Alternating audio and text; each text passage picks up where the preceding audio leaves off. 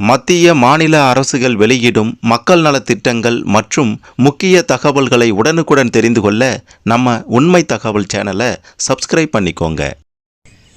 August 17 இன்று தமிழக அரசு வெளியிட்டுள்ள 9 முக்கிய அறிவிப்புகளை பற்றி தான் இந்த வீடியோவில் தெளிவாக பார்க்க போகிறோம். அதுக்கு முன்னாடி இந்த வீடியோவுக்கு மறக்காம ஒரு லைக் கொடுத்துக்கோங்க. சரி, வாங்க வீடியோக்குள்ளார போகலாம். முதல் அறிவிப்பு, 80வது சுதந்திர தின விழா. சென்னை கோயில்களில் சிறப்பு வழிபாடு, பொது விருந்து. சுதந்திர தினத்தை முன்னிட்டு சென்னை கோயில்களில் நடைபெற்ற சிறப்பு வழிபாடு மற்றும் பொது விருந்து நிகழ்ச்சிகளில் அமைச்சர்கள் பங்கேற்று பொதுமக்களுடன் உணவு அருந்தினர். அடுத்ததாக இரண்டாவது அறிவிப்பு, டாஸ்மாக் திருப்பம். 11 வகை மது விற்பனைக்கான தடை 24 மணி நேரத்தில் வாபஸ். செயற்கை சுவையூட்டும் பொருட்கள் சேர்க்கப்பட்டதால் 11 வகை மதுபானங்களின் விற்பனைக்கு தடை விதிக்கப்பட்ட நிலையில் தற்போது அந்த தடை திடீரென நீக்கப்பட்டுள்ளது. இந்திய உணவு பாதுகாப்பு மற்றும் தர நிர்ணய ஆணையம் கடந்த ஆகஸ்ட் 11ஆம் தேதி திருவள்ளூர் மாவட்டம் பூந்தமல்லியில் செயல்படும் என்ரிகா என்டர்பிரைசஸ் மதுபான ஆலையில் சோதனை நடத்தியது. என்ரிகா பிரீமியம் பிரெஞ்சு பிராந்தி, வீரன் ஸ்பெஷல் பிராந்தி, Enrica volt indie classic dark ரம் ஆகிய 11 மதுபானங்களின் விற்பனையை தடை செய்ய FSSAI உத்தரவு பிறப்பித்தது. இதனையடுத்து கடந்த 13ஆம் தேதி 11 வகை மதுபானங்கள் விற்பனைக்கு டாஸ்மாக் நிர்வாகம் தடை விதித்தது.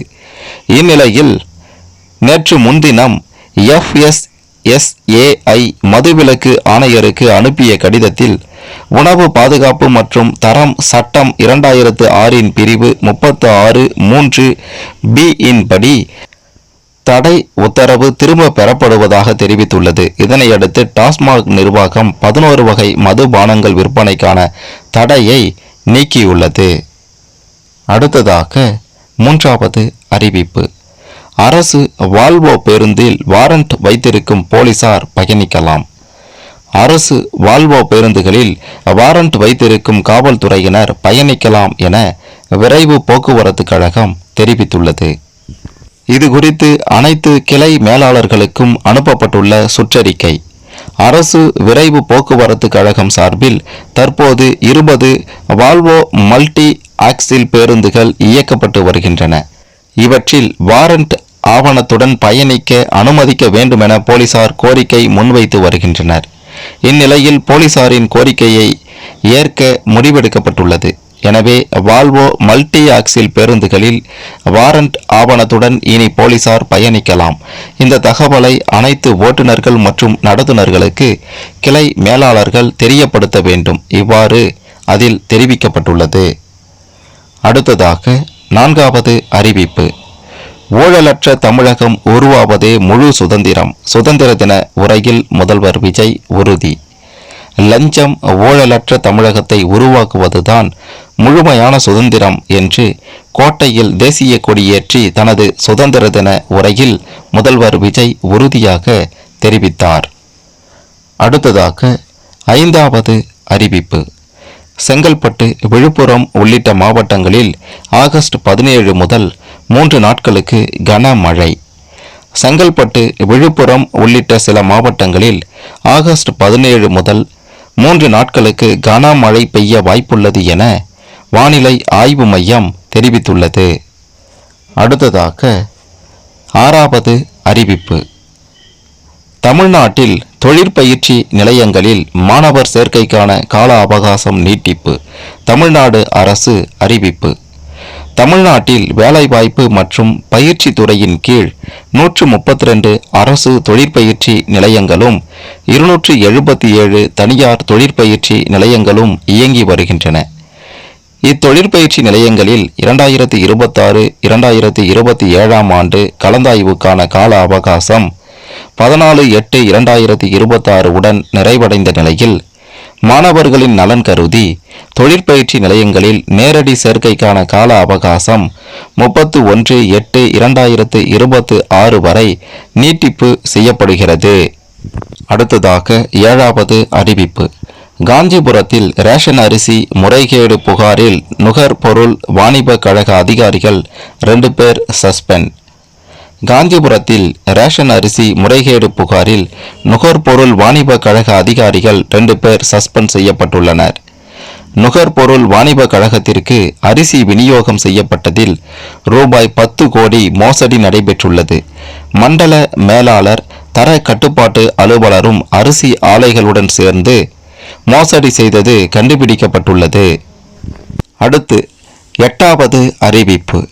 அதிமுக ஆட்சி முறைகேடாக நியமனம், இளநிலை உதவியாளர் 54 பேர் டிஸ்மிஸ். சுப்ரீம் கோர்ட் உத்தரவை அடுத்து அதிரடி. கோவை மாநகராட்சியில் முறைகேடாக பணி நியமனம் செய்யப்பட்ட 54 இளநிலை உதவியாளர்களும் சுப்ரீம் கோர்ட்டின் உத்தரவின் பேரில் நேற்று பணியிலிருந்து நீக்கப்பட்டனர்.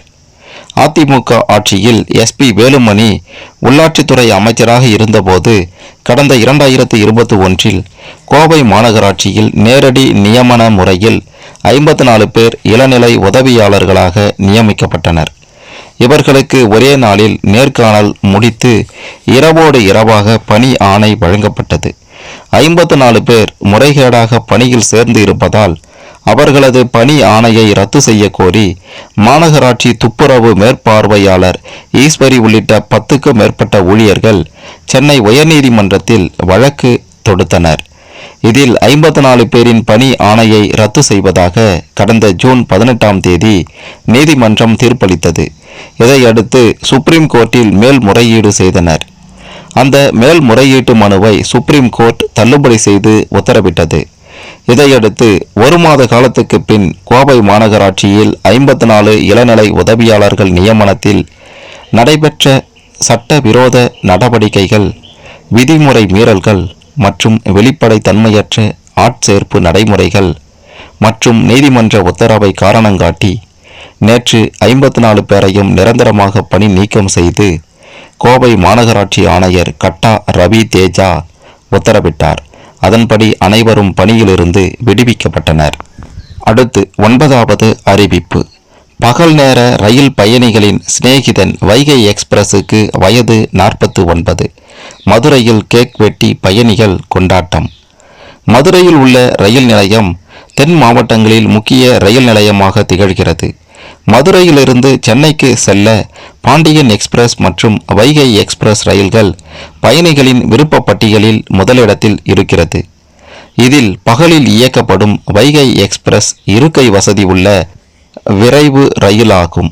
இந்த ரயிலின் 49வது ஆண்டு இயக்க நாள் விழா மதுரை ரயில் நிலையத்தில் நேற்று கொண்டாடப்பட்டது.